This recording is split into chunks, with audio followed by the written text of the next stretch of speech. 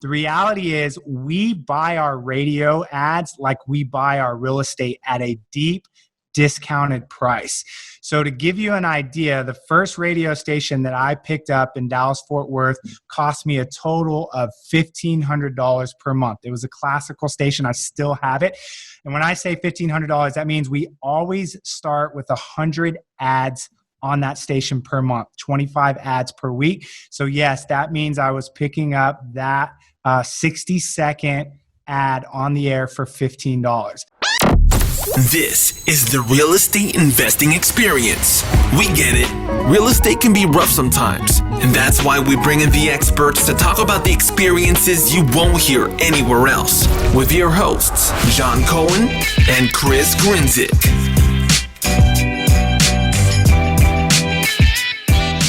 What's going on, guys? Welcome back to another episode of the Real Estate Investing Experience. I'm your host, Chris Grinzik. With me, as always, is John Cohen. How we doing? We're good. I made it back into the office today. Yes. First time in about, give or take, probably about 3 months, right? A little 2.5 months. But I made it back into the office. I was there for about an hour. But, normal day. That's good. How did the office feel? Good. Empty. Nobody was there. Our building is full. I mean, there was people walking around. I know we're supposed to be wearing masks and still. We're in New York. Nobody, parking lot's full, people walking around. No one gives a shit. I think the weather's getting nicer, so people just, who cares at this point? It's been long enough. Yep. But, it was interesting. I mean, there was a couple offices were still closed. No, it looked like nothing's been going on. But for the most part, it was different. It was a different feeling. Yeah, I think it is just important to note too that, we're in a smaller office with a lot of smaller or individual companies. So if it's the one-off lawyer who's coming in, it's what's the difference of going into the office versus, working from home? Not a whole lot. So I wouldn't be shocked if we're different than the, 100,000 plus square foot office building with, companies that have 1,000 plus employees or whatever it is. So 100%. Probably a little bit different. But no, it's interesting to hear. Definitely weather getting nicer. I definitely want to get out of the house more and do things. So I don't blame a lot of people. But no, I think it's interesting. I think we're definitely seeing things opening back up. I think New York, Long Island, New York City isn't far off. Some stuff upstate has already started doing it. A bunch of other parts of the country have. So it'll be interesting to see what happens the next few weeks. If things progress, if we hit the metrics that Cuomo wants us to or not, and, how other areas start doing, if there's an uptick or second wave or not. Right. They were talking about opening up Long Island as, we're on a good trend. So that, phase one, at least, and it's going to be interesting. It's, I think it's been long enough. Mm-hmm. We will see. Absolutely. But let's jump into the episode. Today, we got a really awesome guest on. I think he's got a very interesting niche, something that I had never heard about until we got connected. So very excited to hear his story, his experiences, and pick his brain a little bit on that. So that being said, Chris, thanks for joining us, bud. Hey, man. Glad to hang out with you, fellas. Appreciate you having me. For sure. So can you kick us off? Tell us a little bit about who you are, where you're from, kind of your journey into and through real estate and what you're doing now. Yeah, absolutely. So I'm a Texas guy. My businesses operate out of Texas, but we run a complete virtual model. So no brick and mortar. So I live full-time down in Tulum, Mexico, which is about an hour and a half south of Cancun on the Caribbean side. So, and something I always wanted to do. And I love that technology is there. You no longer have to have that office. You can be completely virtual, which gives you that ultimate freedom, right? Freedom of location. So it was good to get out of the city of Dallas, which I loved kind of being younger. But as I got older, man, I was looking for something as a new environment. And Mexico is that for me. In a nutshell, on the business side, I've got a few businesses. From an investment standpoint, I've got a business that houses both a retail brokerage along with an investment company that buys distressed properties, everything from wholesaling to fix and flip to all of that type of stuff. So those two models work hand in hand together. Probably my biggest passion I have is I run a brotherhood, kind of like a mastermind for some of the top real estate investors around the country. So all those boys fly down here to Tulum, my backyard, which I love. So I'm a huge guy just on community. Community, and I believe people, particularly being around the right people, really helped me really get to a lot of places that I needed to get to. So I really value that as well. And then, of course, I'm in the education business as well, helping people set up something we'll be talking about today, one of the niches that I have as well. So that's me in a nutshell. And in like 15 years. So I've been doing this since like 2005. Yeah, awesome. I think that's super interesting. Can you take us a little bit through more? Because I always find it interesting of like the timeline of the path, right? Because you didn't just pop up with, a couple businesses and masterminds in education. So like high level, where did you start and then how did it evolve to where it is today? Yeah, so I knew I wanted a vehicle. And so I perceived real estate to be able to be that. It's not my number one passion, but it allows me to have that freedom and that lifestyle to be able to do the stuff I'm super passionate about. So I was like, real estate's the vehicle. How do I get into the game? Like, I just need to get off the bench. I finish up grad school, get in the game somehow. And the way that I knew how to do that, being 25 years old at the time, was just to get my real estate license. So I started as the traditional licensed agent, hustling expireds, FSBOs, just kind of that whole world. It's kind of funny to think back, starting there. Yeah. And then from there, I really grew the brokerage model, right? So I grew the team, went out on my own, grew the brokerage model. And so I would say probably about 6 years into the game, right? Probably about 9 years ago, I understood that the real value was then to move into the investment side.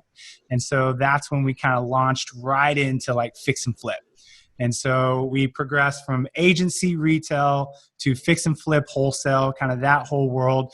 And then after a while, man, you build a team. Like I've got an incredible team, really runs the day to day. So I'm out of the operations. And you kind of start to look for that fulfillment. And man, you guys know as well as I do, it's probably the reason why you do this podcast, right? There's just something about elevating other people around you, educating, coaching, mentoring, whatever you want to call it.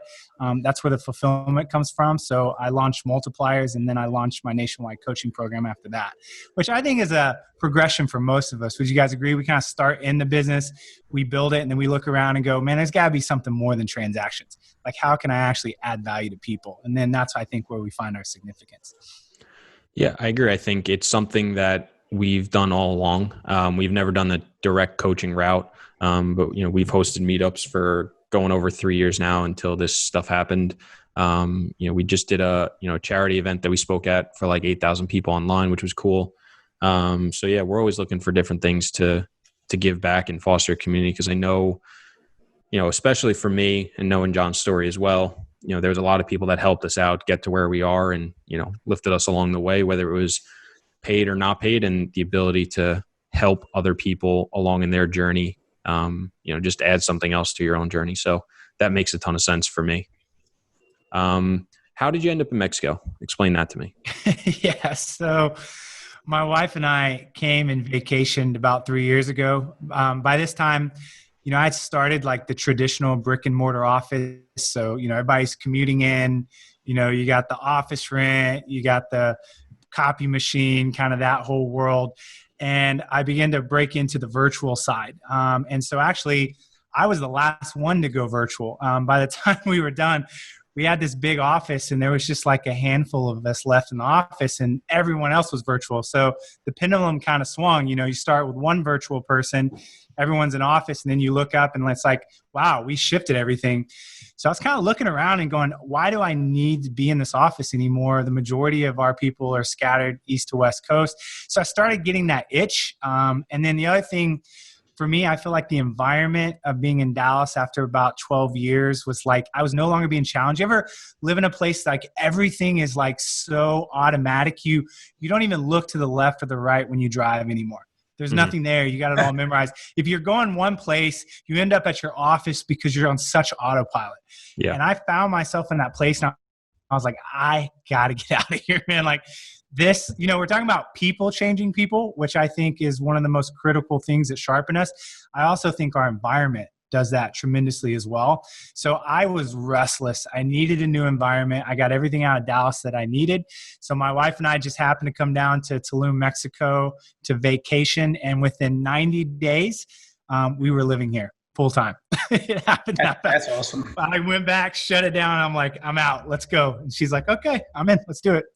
That's super interesting. And I think I get that a lot because I normally live in Brooklyn. I'm not there right now. And one of the reasons I like it so much is because it's so different block to block. There's so many things to see. I've lived there for what would be 3 years now. And I still feel like I don't know everything about it. I'm always stumbling onto new things and seeing new, whether it's bars, restaurants, buildings, pop-up shops, things going on just with people in the community are doing different things. And that's only, within my neighborhood in Brooklyn. I have access to tons of different neighborhoods with tons of different things going on.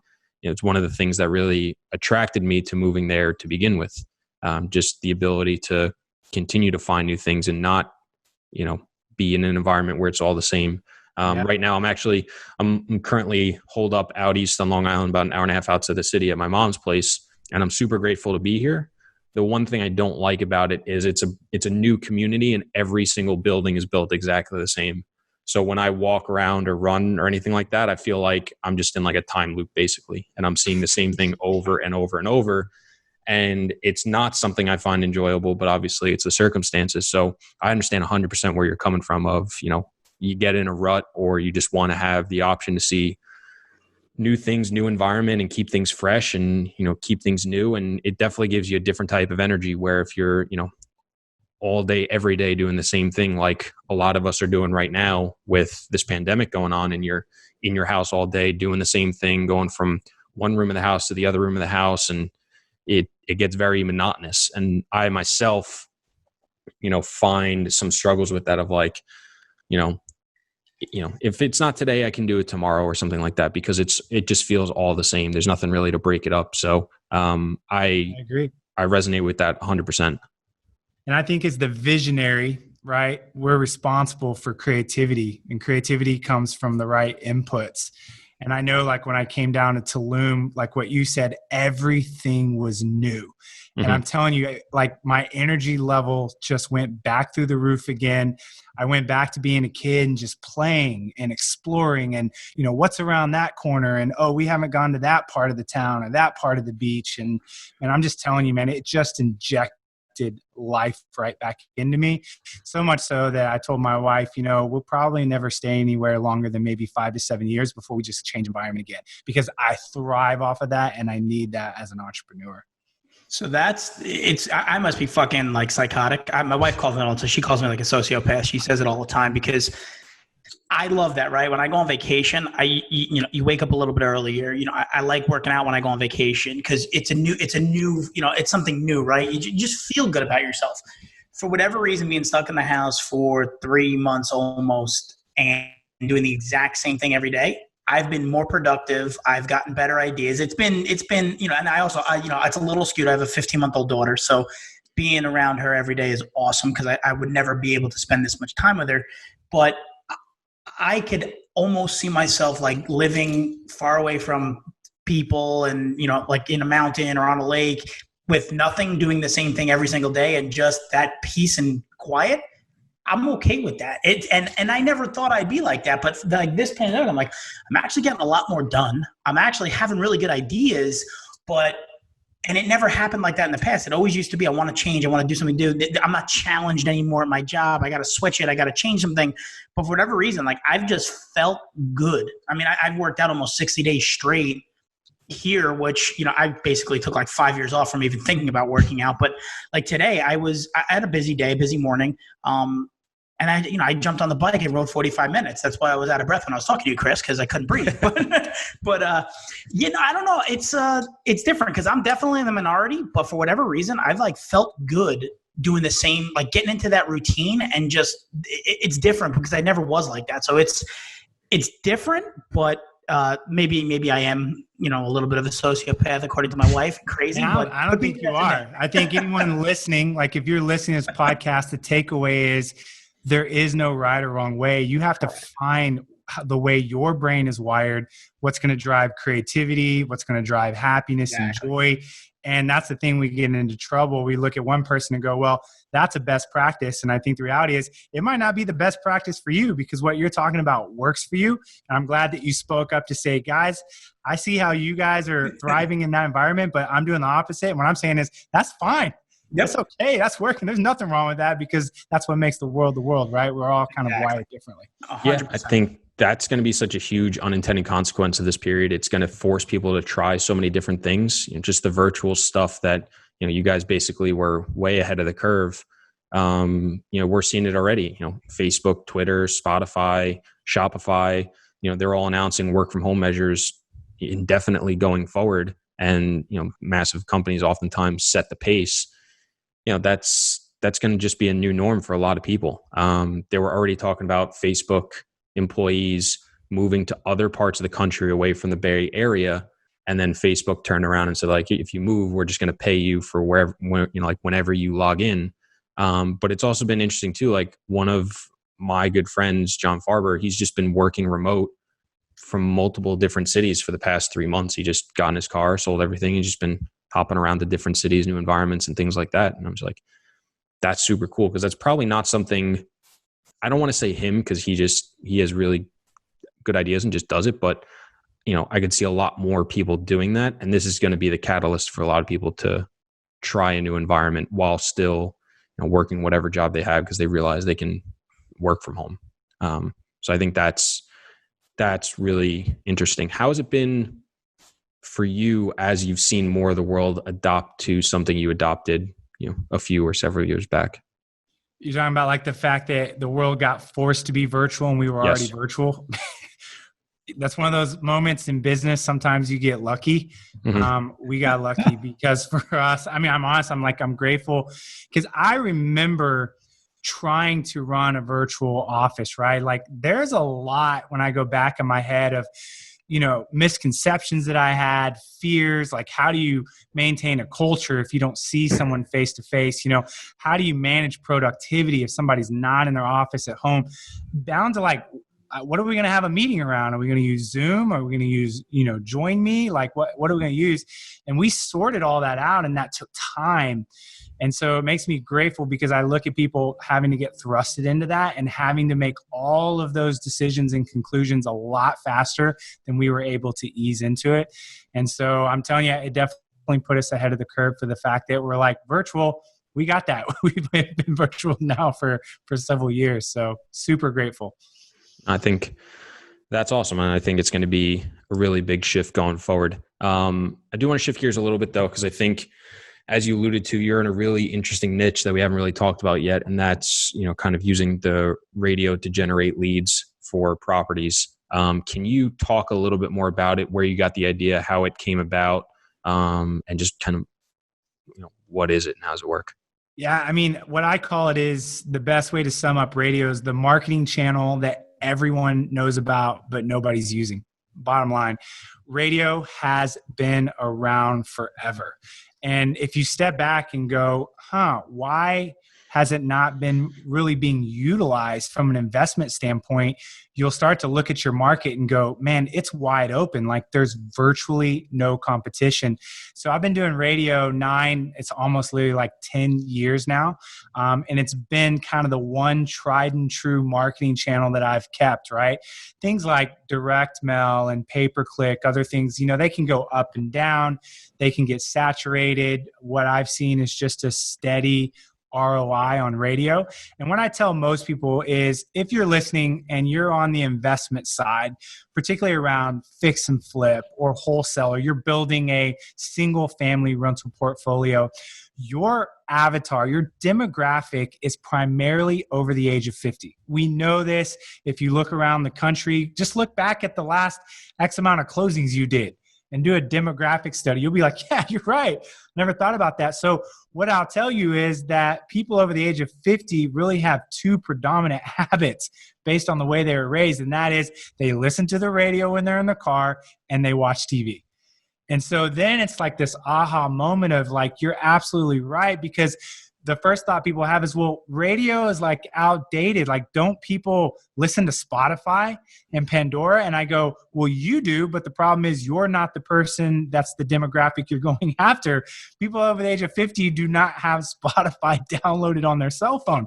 They still turn on the old radio and tune into those stations that they enjoy, bottom line. And so that's why it's so effective and why it works really well for that demographic. Yeah, I think it's a huge thing I see, especially with people in and around my age. So I'm 28, and we definitely have a perception that people view the world or use the same things that we do. So whereas and it's something I've had to learn very hard, in that, we grew up with technology basically, like I remember dial up and stuff like that, but most of my life was with the internet. And video games and computers and electronics and things of that nature. So I have a much better understanding than most people, and it's something I gravitate towards. But exactly to your point, if you're trying to target the 55-year-old single family home owner who's looking to downsize, maybe they're on Facebook, but they're definitely still watching TV. Good shot, they're still listening to radio in their car. And even if it's trending away from that to a certain degree, and I don't know if it is, it doesn't mean there's still not a massive audience for it. And if there's an audience, there's a price, and it's just being willing to figure out what that price is, and if it's, creates a positive ROI for you and your business. So I think, yes, there's definitely, especially when you hear about marketing people online, it's just the growing trend of, you got to do social media, you got to do Facebook ads, you got to do Google AdWords. And that's not necessarily the case. There's, attention in so many different things. It's just trying to figure out what's priced right and what's right for your business. So I think that makes a ton of sense. Working backwards. And we use all of the ones you're referring to, all types of social media, pay-per-click, direct mail. Again, I know that's a little bit more traditional. But I have just found over the years, even though we do deals and we get a decent ROI on those other ones, radio at this point still outproduces all of our other marketing channels still. And that's been going on now, as I said, 9-10 years. It's crazy. It's just consistent. So I've not seen it drop whatsoever. And I think a lot of it is just because it's so wide open. There's just nobody really doing it, except if you think about it and connect the dots. Where did the big players come in at as well? Open Door, OfferPad. They came in on what? Radio, television, and billboards. And so again, those are multi-million-dollar companies with massive campaigns and deep pockets to research. And so if those big boys are doing it, then it's like, there must be something in that as well, because they're playing the same game. So I have a question on the radio side, because I know we have just recently, Billy Alvaro was talking about, and that was advertising on Pandora, I think in particular, which could be a different demographic for what he does. But, he said he couldn't justify the cost. And I even said when I got in the car, I can justify the cost, but that's the question I have is, the ROI, it's like even direct mail, right? No matter what your marketing is, it's really, it's what are you making on the money you're advertising, right? You could send out 1,000 direct mailers and get 1,000 people to call you back. And if they all tell you to fuck yourself, no ROI. You should measure any of your marketing on basically what's coming back. And it's the good stuff that's coming back that, you put 500 in, you made 1,000 or whatever it is. Is radio expensive or, what's the return that you need to see for it to be, I'll spend $100,000 on marketing if it makes me 5, right? So what are you looking for? And, I know you said you had virtual offices, East Coast all over. Is there a market that you shy away from radio on or spend a little bit more on because it's a better area, or is it just blanketed, radio works, this is why we do it? Yeah, so let me break that down. You hit on the number one misconception of radio and why people steer clear. They automatically assume it's not affordable. So here's what happens in your brain and everyone else's brain. Radio is great, but it's expensive. And to get started, I probably got to start with like a marketing budget of $10,000 a month. That's exactly what people go through in their mind, and they stop there. The reality is we buy our radio ads like we buy our real estate at a deep discounted price. So to give you an idea, the first radio station that I picked up in Dallas-Fort Worth cost me a total of $1,500 per month. It was a classical station. I still have it. And when I say $1,500, that means we always start with 100 ads on that station per month, 25 ads per week. So yes, that means I was picking up that 60-second ad on the air for $15.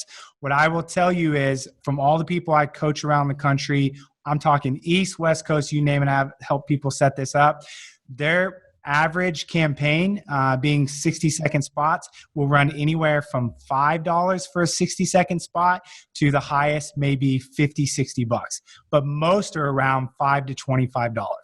So they're literally coming in and dominating an entire radio station for $2,000 to $3,000. And people go, no way you can do that. And then that's really the secret sauce. That's why now I'll answer your question on the ROI. So to give you guys an example, for Dallas-Fort Worth, we spend $27,500 a month on radio. So it's like 6-7 stations we're on there. We maintain consistently a $3.50 return. So again, if I'm putting $1 in that soda machine every time is kicking back $3.50. And again, this is the no BS, no fluff numbers. And any CFO will tell you, if you're spending a good chunk of change on a marketing piece and you can maintain a $3 to $4 return, that's good and it's healthy. And the reason I have to break that down is because people are like, well, I get 1 to 8 or I got 1 to 15. And you're like, yeah, but your numbers are skewed or you're fluffing them or you don't track. I'm telling you that the consistency with radio is 1 to 3, 1 to 4 return across the board, without question. So how does then someone accurately look at what their ROI is, like what goes into it? And I'm sure it's different for every industry and, the different revenue streams coming in. But maybe there's a good example, whether it's a flipping business or wholesaling business, that, what are some things that people think they have a 1 to 8 and it's really lower because they're not taking into account X, if you know what I'm saying? They usually come to that because they're pulling that number out of their ass. They don't, guys, you guys know that one of the fundamental biggest problems in the real estate industry is people don't track their metrics and KPIs. Yeah. And so when you ask them their numbers, they're like, and they're like, they just pull out a number. Oh, I think it's 1 to 8, right? So that's the number one problem. And I get frustrated because I've lost a lot of money listening to people that I thought knew their KPIs to later found out that they just made that number up. Mm-hmm. So it's not usually because someone is miscalculating their KPIs. They just don't track their KPIs. But the way and simple way to do it in radio is we put a unique phone number on each station that we're on. So when that call comes in, it automatically loads into our CRM, the source. So we don't even have to ask the person calling in. So the CRM itself is sourcing it.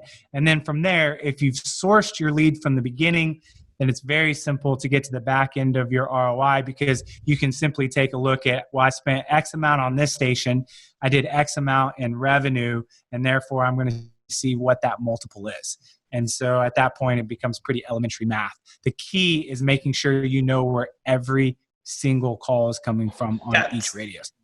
I have that argument in my head, and I've spoken about it even with our managers and our, I think I brought it up the other day, and I said, even the direct mail we send out, right? And it's sometimes it's a little burdensome to put a new number on every single mailer, or or is it a Facebook ad, a Craigslist post? If you have the human element of where do you hear my stuff from? They don't know. They can't remember. They don't know.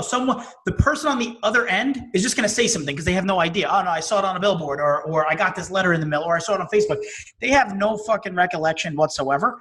The right way to do it, and we don't do it, and I've asked a million times because people think they track stuff really well, but the only way to do it is have something unique on every single piece, because then you take the human element out of it, and you can really understand where you're getting your best bang for your buck, whether it's radio, direct mail, or anything like that. But it is a little burdensome, but it's the right way to do it, and that's how you're really going to know what you're making and what your return is and what's working and what's not. And I agree with that 100%. And it's one of those things that you're doing wrong, but you're not really changing it. And we've asked, and our property manager's like, no, everything's unique to it. But I guarantee they're wrong.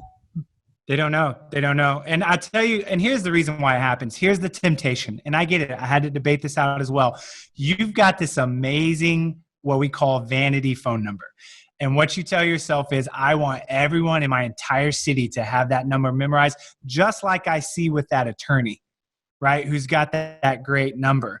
And so that philosophy is true. I mean, it would be awesome to have one number that everyone had memorized that was like just killer. But you have to look at the flip side and what's more important, having that one memorable number or actually knowing what your ROI is on each marketing channel. It's of course the latter, because then you can't make decisions on what to grow and what to cut. You're in the dark.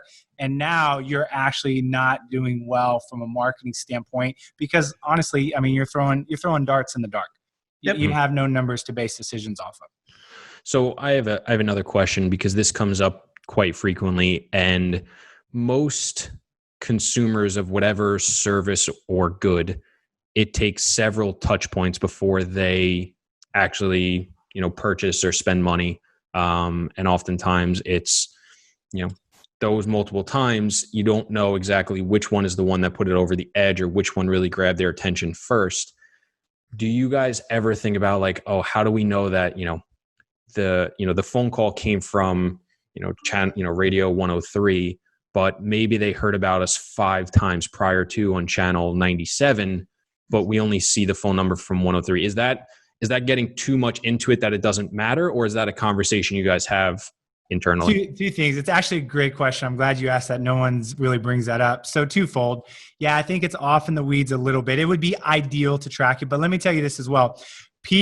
Humans are habitual, right? We're creatures of habit.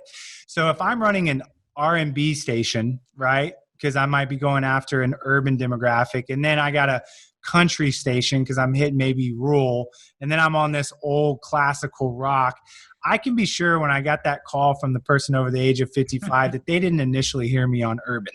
So on, R&B. So I think most people, and you have to answer for yourself. I can only speak to my habit. When I lived in Dallas, Fort Worth, and I'd listen to the radio, there was like 2 to 3 that I would stick with, right? And we all kind of have that habit. It's not like we all have the desire to listen to 8 different styles of music. That's rare when we come across someone like that. We're usually pretty opinionated about what we like. So I don't even think organically that would happen a lot. Mm-hmm.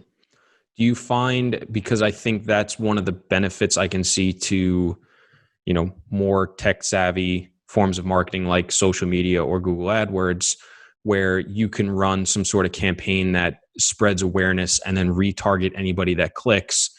You can see the metrics of, hey, we hit 10,000 people that clicked on the brand awareness. And when we retargeted those 10, 2,000, signed up for a phone call or gave us a call or something like that. Do you find that you get slightly better reporting and metrics with more tech savvy avenues, or not necessarily? Without question. Yeah. I think that radio has some limitations. Mm-hmm. It's not tech based like the internet is. So I think without question, the metrics that you're going to get from something like that in the digital online space is going to be better. But if I'm getting, again, I get back to the same thing. If I'm sticking $1 in that Coke machine and it's kicking back for me $3.50 every time, I'll play that game. I don't need to know. Really, we track all these KPIs, and at the end of the day, that's the one that only really matters. Dollar per dollar return. I'm glad you brought that up, because everybody, you want to be perfect, right? And I want to know exactly what's coming in from here, and you want to know everything. At the end of the day, as I said before, you send out 1,000 pieces of mail or whatever it is, and you have 1,000 people call you up to tell you F off. You're going to have a great KPI, right? Wow, look, 1,000, 100%. But the thing that's the most important and the major tracker is what you spend and what you get in return. Because then you can say that's the easiest number to that's not going to fail. Because if someone's listening to 3 radio stations and they call you because they listen to this one and not this one, well, you still spent X and it yielded Y. And that's the best metric. But you're right. If you're buying a house, in the country, they're probably not, you could figure it out. But I think when anyone markets anything, whether it's social media, with technology, it makes it easier with retargeting and all that stuff. But the bottom line is you got to know what you're spending per, whether it's social media, direct mail, radio, whatever. If you know what you're spending and you know what you're yielding, you're 100% right. I'll play the game all day if I could spend $1 and get 3 back, right? It doesn't matter. Yeah. And let me say this, we didn't even hit the 2 best parts that you don't get from, let's say, direct mail or RVM, ringless voicemail, text blasting, bandit signs, whatever you use. Here's what radio brings that those don't. Two things: celebrity status, because you got to remember there's something that happens psychologically in our minds. This is where movie stars come from, right? When we see someone on the television or we hear them on the radio, they get elevated in our mind to celebrity status. And here's the next thing that happens: instant credibility. Well, Chris, if you're advertising on the radio, you must know what you're talking about, because only people that advertise on the radio are experts. People automatically assume it. So all of a sudden you get these two nice benefits of building brand awareness, which a lot of people, unfortunately, in real estate don't talk about.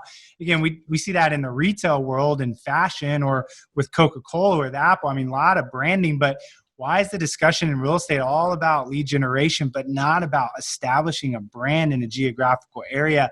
Radio establishes your brand and establishes you as the expert, which puts you ahead of your competition, bottom line, without question.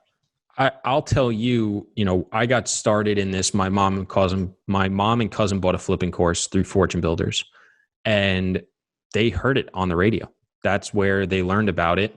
That's why they bought it. And I always found it interesting. I don't listen to the radio anymore, because now I listen to either, my phone through Bluetooth or, satellite radio. But anytime that I used to listen to the radio, they would come to town once a year or twice a year and do their events to try to pick up new students and things like that. And I always knew when they were coming to town, because they'd be on the radio for a few weeks or a couple months, and then all of a sudden it'd be gone. I'd be like, okay, I guess the event happened. And I always never sat there and they're like, that's really interesting that they did radio. But it was always in the back of my head, it's interesting that they would do radio when they do so much online as well. So I think it's very interesting to hear how not only for, real estate leads that you're talking about, I'm sure there's, dozens and dozens and dozens of other ways that this can be incorporated into the business. To your earlier point, early on of, once you're in the investment world, you start looking at other ways to branch out. I got to imagine there's people that are using it in other avenues as well that has led to some success, right? You're saying utilizing in other avenues toward other types of real estate? Either other real estate or, other similar things they use it for their coaching program. So I don't know if anybody's used it. Absolutely. I mean, you named them. The big one that you do see was coaching, right? People needing to fill up conferences and seminars. So you see that. I do see it on the retail side for your traditional listings, right? And then, let's look at some big players like the attorneys, right? Some of these automotive stores, right, that we see that we might go to. There's a lot of different industries, real estate and outside, that have understood the value of radio. And when you step back, you're like, yeah, they really do capitalize on it. And yeah, I know that attorney. I know everyone in the town knows that attorney. And people have told me that story of that attorney that always, and see him at a basketball game, right? And they're like, oh, that's that guy on the radio, and everyone's kind of pointing. Mm-hmm. Like, that guy's just an attorney. Yeah. You have somehow elevated him in your mind because of radio, but it's working really well for him within that particular industry. Yeah, the instant credibility that stuff brings is, like you said, it's psychology. It's internal. Whether you turn it off or turn it on, for whatever reason, people think it's more credible. Or, that celebrity there's Chris, if they still, there he is, that's the guy that, it just happens. I don't know what it is, but it's the same thing when, you see someone on a movie star, right? People, or an athlete, and and everyone runs over to them. That guy's an entertainer. It's the same exact concept, but for whatever reason, people love to correlate or relate or say, oh yeah, I know that guy. And it can, whether it brings you a lead or it brings you a coaching student or whatever it is, it's just, it's something that people probably aren't doing nearly as much as they should. And it's going to, it opens up your eyes and opens up your business to a totally different level because of it. And let me give you the last benefit as we kind of wrap up the value of radio. Here's one of the known ones. You guys will appreciate this because you've been in the game. It's set it and forget it. This is the lowest maintenance marketing channel I've ever had, because all I got to do is make sure I pay my bill monthly to the radio station, and they manage everything else. All I got to do in our company is just wait for the phone to ring. If you compare that to like direct mail, outbound cold calling, pay-per-click, particularly if you're managing that in-house, that stuff is what I call high maintenance. It's a lot of work. It can be really a big pain to run those things. We were doing 100,000 pieces of direct mail a month in 2018, a month. It was a crap show. I mean, the amount of calls we would get and systems, and people were frustrated and managing the mail company and tweaking the postcard. Radio, you literally just set it up, it's automated, and you let it play. And that's probably one of my favorite things, because you guys know, as we were talking earlier, you launch multiple businesses as you grow. You got to have things that bother you as little as possible. And radio just doesn't bother us.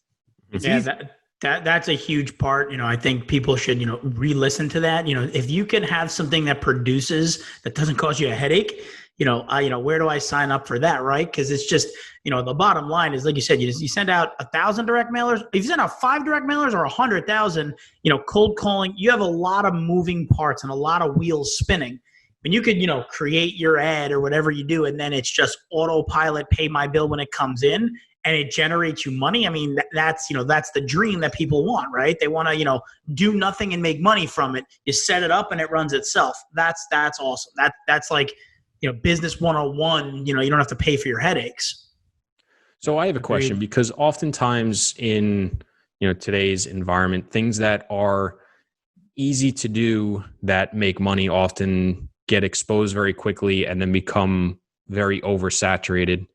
Do you have a fear that is a possibility, that, because it's set it, forget it, it's not a lot of work, it's not super expensive, and it produces a positive ROI, that if it gains some attention, that this great avenue of marketing is going to go away?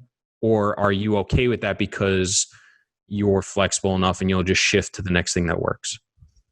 Yeah. So the first thing I would say, I've sat back for 10 years and scratched my head, how in the world have I not seen anyone jump on this after all these years? So I think it's all the misconceptions, maybe.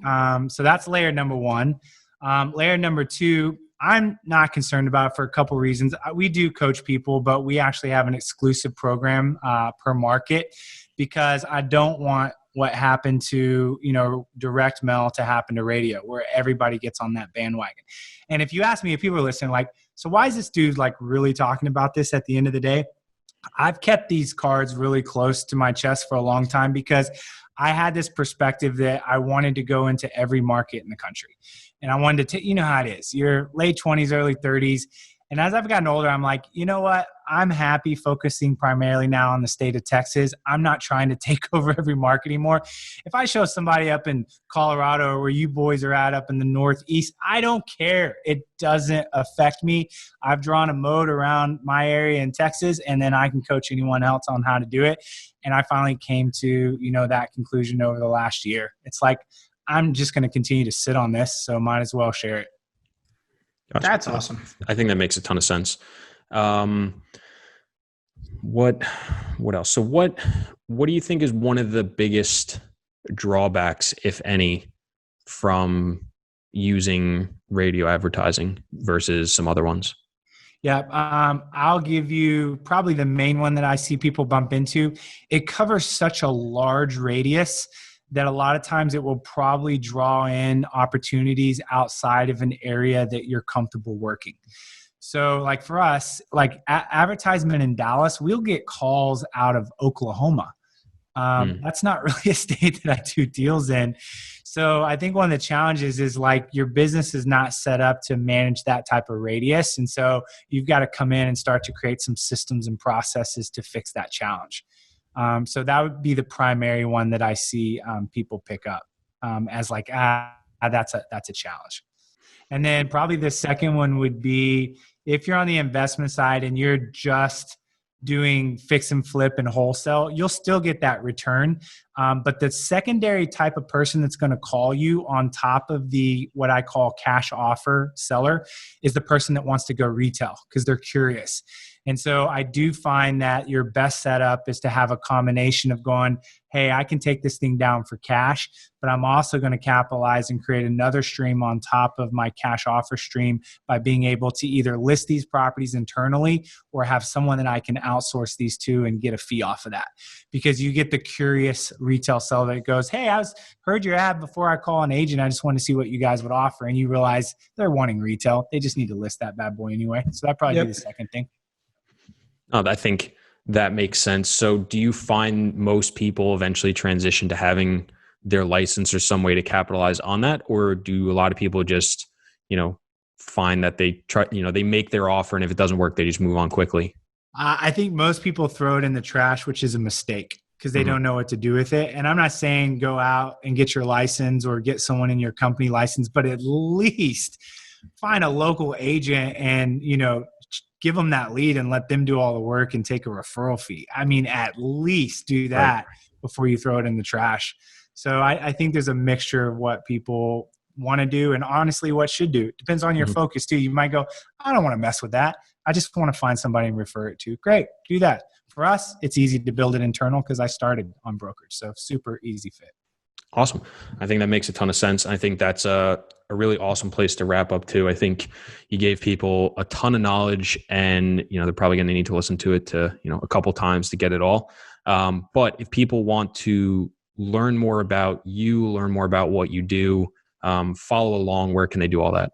Yeah, a couple of places. Just depends on what you're looking for. If you're looking for man, this guy's kind of got an interesting story. I'd love to hear more about his philosophy, where he's going in real estate.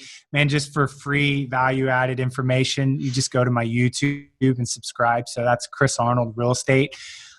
If you're looking at this whole radio thing and you're like, man, light bulbs just went off. I was looking for a marketing channel, particularly with what's happening in the environment right now. You can book a call and just ask all the questions, just like I did in the beginning. I had a ton of questions around this before I launched it. But to book a call, see if your market is open, go to wholesalinginc.com/REI Radio. Again, wholesalinginc.com/REI Radio. And as I mentioned earlier, if you're looking for community, and again, you guys know we only bring in the top guys around the country, but if you're like, dude, I like this guy, he might roll with some really cool cats, I'm looking for community right now, I feel kind of isolated, just go to multipliersbrotherhood.com and you can learn more about that community that comes down to Tulum to hang out. So that's the three places. Beautiful. And we'll make sure to put that all in the show notes so anybody can go see it. Guys, thank you so much for listening and taking the time out of your day to listen to John and I and Chris. If you haven't already subscribed to the podcast, please do. It would mean the world to us. And if you are, please send it to a friend, family member, acquaintance that you think would get a tremendous amount of value from it. Chris, thank you once again for coming on. This was fantastic. Enjoyed it. Thanks, fellas.